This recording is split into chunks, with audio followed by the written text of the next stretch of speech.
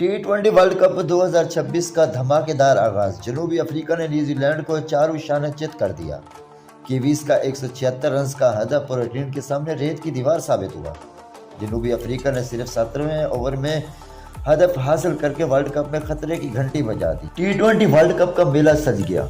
World cup जनून के दूसरे बड़े मुकाबले में इंग्लैंड ने स्कॉटलैंड को धूल चटा दी। स्कॉटलैंड का 152 रन का हदफ इंग्लिश बल्लेबाजों के सामने न होने के बराबर रहा।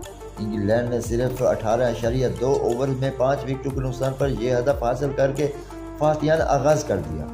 स्कॉटलैंड की टीम 19.4 ओवर में ढेर हो गई थी, जबकि इंग्लिश शेरों ने मैदान मान लिया। क्या इंग्लैंड अपना टाइटल बचाने में कामयाब रहेगा? T20 वर्ल्ड कप 2026 में बड़े ब्रेज उलट गए हैं। आयरलैंड ने ओमान को 96 रन से इबरतनाक शिकस्त देकर वर्ल्ड कप में खतरे की घंटी बजा दी।